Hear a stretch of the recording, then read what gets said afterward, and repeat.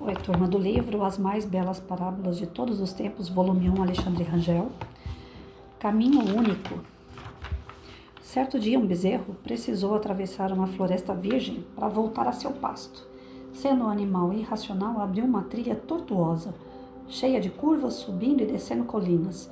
No dia seguinte, um cão que passava por ali usou essa mesma trilha torta para atravessar a floresta. Depois foi a vez de um carneiro, líder de um rebanho, que fez seus companheiros seguirem pela trilha torta. Mais tarde, os homens começaram a usar esse caminho. Entravam e saíam. Viravam à direita, à esquerda, abaixando-se, desviando-se de obstáculos, reclamando e praguejando, até com um pouco de razão, mas não faziam nada para mudar a trilha. Depois de tanto uso, ela acabou virando uma estradinha, onde os pobres animais se cansavam sob cargas pesadas, sendo obrigados a percorrer em 3 horas uma distância que poderia ser vencida em no máximo 1 hora, caso a trilha não tivesse sido aberta por um bezerro. Muitos anos se passaram e a estradinha tornou-se a rua principal de um vilarejo e posteriormente a avenida principal de uma cidade. Logo, a avenida transformou-se no centro de uma grande metrópole e por ela passaram a transitar diariamente milhares de pessoas, seguindo a mesma trilha torta, feita pelo bezerro centenas de anos antes. Os homens têm a tendência de seguir como cegos pelas trilhas de bezerros de suas mentes e se esforçam de sol a sol para repetir o que os outros já fizeram. Contudo, a velha e sábia floresta ria daquelas pessoas que percorriam aquela trilha como se fosse um único caminho, sem se atreverem a mudá-lo. É profundo, né, gente? E é o que normalmente a maioria de nós fazemos. A gente vê o que o outro fez, a gente copia e faz também. Tá certo, por imitação a gente aprende muitas coisas, mas tem coisas que a gente pode aprimorar, melhorar. Eu lembrei agora de uma passagem, quando eu dava aula, já estou aposentada agora com esse mês, já tenho o 2º ano, né, de aposentadoria, mas parece que eu ainda estou na sala de aula, ainda tem algumas coisas que eu sinto como se eu estivesse lá. Eu fiz um projeto na escola chamado Pequeno Príncipe. Muitas professoras gostam desse tema porque a obra é maravilhosa. Então eu trabalhei o Pequeno Príncipe porque a secretária de educação que eu tinha, Marina Della Vedova, eu gosto de falar o nome dela, linda secretária que eu tive aqui, e ela me ajudava muito com os projetos. E a Marina, ela gostava do Pequeno Príncipe. Ela era uma pessoa com sensibilidade, ela não é, tá aí, né? Ela não é mais a nossa secretária, mas ela tá trabalhando agora de uma outra forma. E na época, ela demonstrou que ela gostava demais do Pequeno Príncipe, pela sensibilidade que ela tinha, o jeito dela de atender as pessoas, a mente dela era completamente diferente de alguns secretários que eu tive. Então eu resolvi fazer o projeto baseado na secretária, no gosto dela. Conversando com ela, ela falou que adorava aquela obra, que seria muito bom um dia eu trabalhar com as crianças, e eu acabei trabalhando. A ideia principal desse projeto não foi minha, partiu de observar o comportamento, o jeito, os sentimentos que ela demonstrava, essa secretária de educação. E conversei com a minha turminha na época, falei para eles, vamos trabalhar? O Pequeno Príncipe é uma obra um pouco complicada, eles estavam no 5º ano, eram crianças de aproximadamente 10 anos, para eles era uma obra que ainda era difícil de compreender, porque é filosofia pura, né, dentro da obra do Pequeno Príncipe, fora que a obra também é grande. E nisso eu, conversando com a turma, eles aceitaram. Alguns, né, sempre fazendo corpo mole, faz parte, é normal. Mas grande parte da turma, não, professora, vamos lá, vamos fazer. Então nós inventamos jogos, brincadeiras durante a apresentação desse projeto.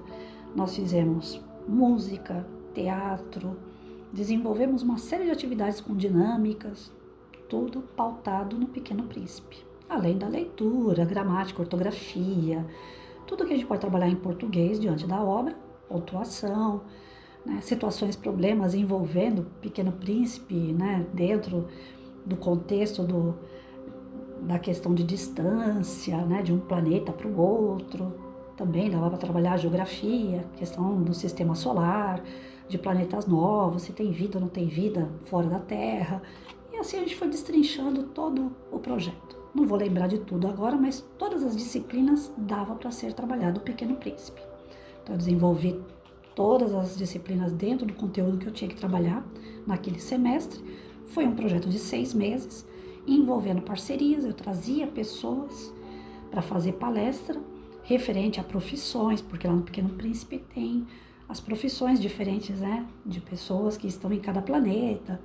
Então eu trouxe profissionais, fizeram palestras falando como foi no decorrer da sua formação, depois na sua atuação, como que é. E aí, quando a gente conseguiu terminar de fazer todo aquele projeto, que vai muita coisa, não dá para falar tudo aqui.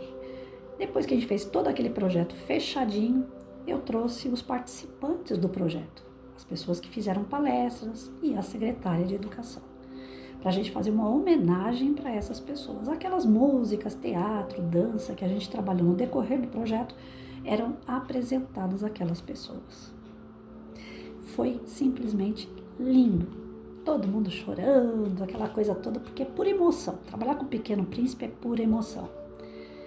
Passado algum tempo, a escola não participou do projeto, nem professores da escola. Eu fiz o projeto sozinha. Eles só viram o resultado do projeto, porque como teve um encerramento, as pessoas iam para minha sala, para eu poder fazer homenagem dentro da minha sala de aula, que eu não podia usar espaço da escola. Na época, a diretora que estava lá não permitiu. Então, ficou tudo muito fechadinho. Mas, entre o grupo de professores que me ouviam, eu cheguei a comentar como é que eu estava fazendo o meu projeto. E tinha uma pessoa que vivia no meu calcanhar. Tudo que eu fazia, ela queria saber o que eu estava fazendo. E ela falava que estava aprendendo muito comigo, que ela também queria um dia desenvolver projeto e tal. Eu falei, não, tudo bem, não tem problema. Né? O que eu faço, você pode fazer até melhor. Né? Então, olha aí o que eu estou fazendo, você tem mais disposição, você é mais nova do que eu. Depois você vai destrinchar. O dia que não tiver mais a Patrícia, vai ter você aí, ó, para fazer os projetos. Que legal. Então, eu dava maior apoio. Até então, eu não via isso como uma inveja, nada disso. Eu tinha os olhos, assim, bons para aquela pessoa. Aí, passado algum tempo, eu comecei a fazer outros projetos, porque eu saía de um e entrava em outro, sempre fazendo com algum tema, né, com alguma necessidade do momento. E os meus projetos eram muito voltados, assim, para a área social, para convivência, sobre os valores, né? Sempre trabalhei princípios e valores em sala de aula. Dentro de todo e qualquer conteúdo tinha que ter os valores e princípios também enfiados lá no meio. Eu não sei trabalhar sem isso. A criança tem que saber se comportar, tem que saber conviver no meio dos outros, essa coisa toda. E aí, passado algum tempo, essa pessoa não falou para mim que estava preparando um projeto, nem que estava desenvolvendo um projeto. Quando eu fiquei sabendo, foi praticamente perto do dia da apresentação. E no dia da apresentação, ninguém ajudou ela a colocar um prego na parede, para ela colocar um mural, essas coisas. Eu fui lá e ainda ajudei e tal, a primeira vez que ela fez. Eu tenho o hábito, com as pessoas que eu trabalho, fazer o agradecimento. Se algo que eu estou fazendo é porque alguém me ajudou, então eu tenho por hábito, por respeito, agradecer a pessoa.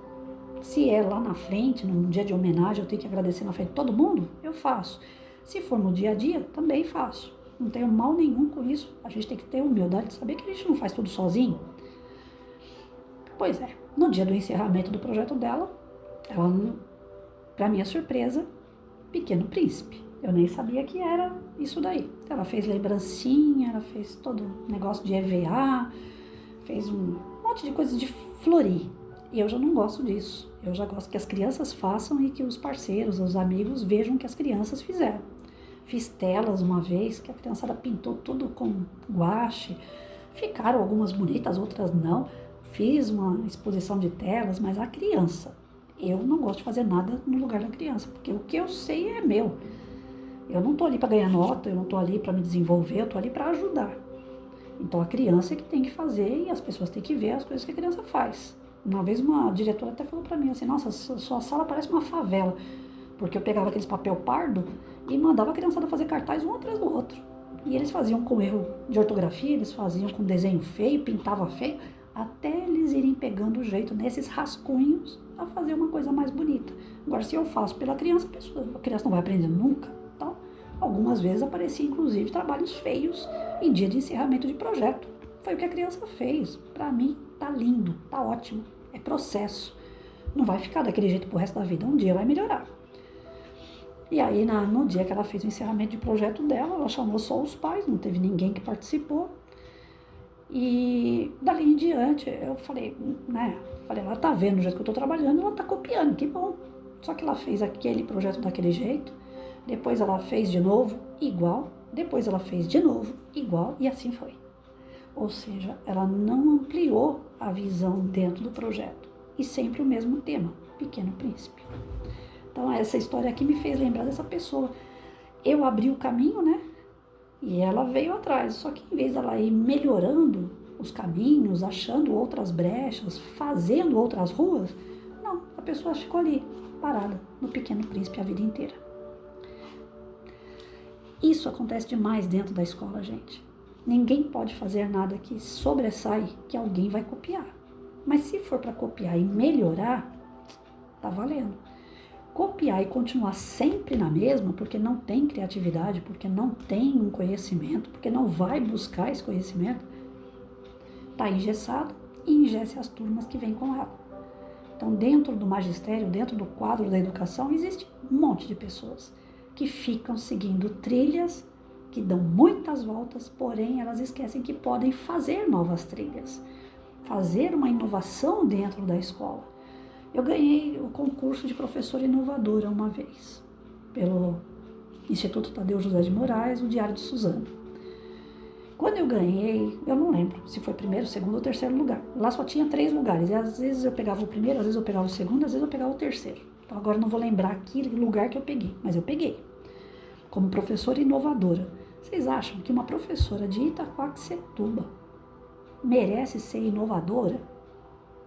Se eu estava lá ganhando algum prêmio como inovadora, seja de um primeiro, segundo ou terceiro lugar, é porque não tem gente para abrir novos caminhos. Porque eu mesma, eu acho que eu já estou ultrapassada. Eu já achava, né, na época que eu ganhava meus prêmios, que eu não conseguia fazer nada de diferente. Meus trabalhos eram praticamente iguais, só mudava o tema. Os lugares, as pessoas que eram parceiras, praticamente era quase tudo igual que eu fazia, com turmas novas, mas eu continuava naquele esquema do meu projeto. Então eu não era inovadora, mas eu passei a ser inovadora porque não aparecia gente para fazer coisa diferente. E às vezes até tem, às vezes até faz, mas não deixa ninguém ver, porque existem esses melindres na escola, aonde se você começa a mostrar um pouquinho mais do seu trabalho, ou o próprio diretor e pessoal da direção corta teu trabalho, porque você está aparecendo mais do que o diretor, ou a própria Secretaria de Educação te corta porque você está aparecendo mais do que ela. Tinha uma época que eu tinha muito mais parceria do que a Secretaria de Educação inteira. Então o pessoal não trabalha e às vezes te poda porque você está trabalhando. Então aí o professor se fecha na portinha dele, giz e lousa. E quem está dentro da educação tem que entender o seguinte: nós estamos lá para abrir a mente, para poder encontrar novos caminhos. Caminhos curtos, longos, floridos, de espinho, não interessa. Mas o professor é o que vai abrir caminhos. O aluno vai se tornar dentista, vai se tornar médico, o aluno vai se tornar um policial, um professor, um merendeiro, um padeiro, graças a quem? O professor. Se o professor não abrir novos caminhos, como é que vai ser? Eu lembro que um professor de sociologia uma vez, olha que foi em 1900 e bolinha isso, hein? O professor de sociologia, ele falou o seguinte pra gente, ele falou, sabe por que na educação se fala em formação? Porque é uma forma. A sala de aula não é quadrada à toa, podia ser redonda, mas ela é quadrada porque a forma tradicional é aquela quadrada, não é? Vocês dentro do quadrado, de 4 paredes, vocês estão dentro de uma forma. E aqui vocês vão ser formados. Quando terminar o ano, vocês vão fazer a formação. Ou seja, a hora que o bolo está saindo da forma. Ele vai sair quadradinho. A formação de professores era quadradinha. E acha que mudou? Só mudou de mãos.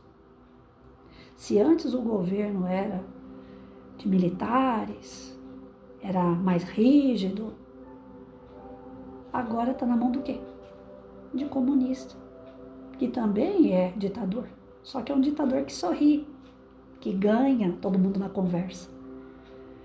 O ditador simpático, às vezes não, eu acredito que ele seja muito mais manipulador do que o ditador mais carrancudo, mais fechado, mais sério. Porque aquele que é sério, ele está mostrando que ele é aquilo. O que sorri, você não sabe o que ele está querendo. E os professores não abrem a mente, né? Entram na formação, entram na faculdade, aí lá tá falando, né, sobre política, sobre lado direito, lado esquerdo, estão falando sobre quem é bom, quem é ruim, na formação de professores. E aí os professores saem formados. Aí você pergunta pro professor, você é da direita ou da esquerda? Ah, é lógico que eu sou da esquerda. Imagina esse governo que tá aí, só que aí ela esquece que o governo que tá aí é da esquerda também. Eles saem formados com uma ideia de que eles têm que ser reacionários, né? Que eles têm que ir contra todo e qualquer tipo de governo. Mas eles esquecem que às vezes eles são contra aquilo que eles mesmos defendem. Por quê? Porque eles estão passando pelo mesmo caminho que outros passaram, sem questionar se existem outros caminhos. Hoje a gente está parado em direita e esquerda. Tem o centrão que vai para onde é conveniente. Ah, mas Patrícia, eu não acredito em política. Mas de alguma forma a gente vai ter que estudar e encontrar um lado. Porque vai chegar o dia de eleição e você vai ter que ir lá dar seu voto. Ou você vai perder o seu dia de domingo para ir lá e votar nulo. E o voto que cai lá, cai na conta de quem tiver com o maior número de votos. É aí que tá. Se o professor não mudar o seu pensamento, não mudar os seus rumos, procurar novos rumos, a gente fala muito de política, né? Ah, mas o cara que tá lá, já tá lá não sei quantos anos roubando, não sei, eu não acredito em política, não sei o quê. Mas não sai pessoas novas pra gente eleger. Não aparecem pessoas com novas propostas. Toda vez que você vai ver político falando de proposta, eles falam a mesma coisa. A base da gente aqui, do nosso governo, educação, saúde e segurança. Mas quais são as propostas? As mesmas que já vieram lá atrás e que muitas vezes não funcionam. Eles não mudam, não ampliam o conhecimento e não fazem nem questão, porque o importante é ganhar e ganhar dinheiro do povo a rodo, sem ter que fazer muita coisa. Esses que estão lá, é isso. Eles continuam fazendo o mesmo caminho daquela ovelha. Já que aquela ali deu certo, é aqui que eu vou. Para que eu vou querer outro caminho? Vai que dá errado, eles vão arriscar. Então, para tudo na nossa vida é assim. Eu estou falando de educação, eu estou falando de política, eu estou falando de você ir até um mercado. Você já acostumou pegar uma rua, depois você pega outra, depois você pega outra. Aquelas 3 ruas ali você poderia trocar por uma só. Mas você já pegou aquelas 3 ruas como o caminho a ser seguido. E aí você não muda mais aquele caminho. Você poderia economizar seu passo, seu tempo, pegando uma única rua. Mas você não estudou, você não foi buscar novos caminhos. Então, vejam bem, um texto como esse aqui, ele faz a gente pensar enquanto cidadão, enquanto pai e mãe, qual é o caminho que eu estou tomando na educação dos meus filhos, qual é o caminho que eu estou tomando enquanto professor, qual é o caminho que o meu aluno está escolhendo enquanto aluno. Eu estou dando condições do meu aluno descobrir novos caminhos, ele está buscando novos caminhos. Eu tinha aluno que chegava na sala de aula e falava, professora, a senhora falou sobre meio ambiente, eu fiz uma pesquisa em casa, a senhora quer ver? Aí eu olhava e falava, esse daqui eu não tenho nas minhas anotações, posso passar isso que você trouxe? O aluno ficava todo feliz, porque ele trouxe alguma coisa para acrescentar com a turma. Cansei de falar isso para eles. Vocês estão vendo qual é o assunto que a gente está tendo aqui? A gente vai estudar a semana inteira esse assunto. Pode pesquisar, traga aquilo que vocês encontrarem. Às vezes traziam letra de música, a gente cantava, às vezes traziam um vídeo, a gente assistia. Os meus alunos traziam material para a gente trabalhar em sala de aula. Eu não era a única que trazia, porque eles são 40, 30. Se eles pesquisarem, já pensou, de 30, 20 traz um material diferente? Não é melhor? O aluno não se sente importante, ele não está descobrindo novos caminhos, que não seja só aquele caminho que o professor está mostrando? Pensem nisso.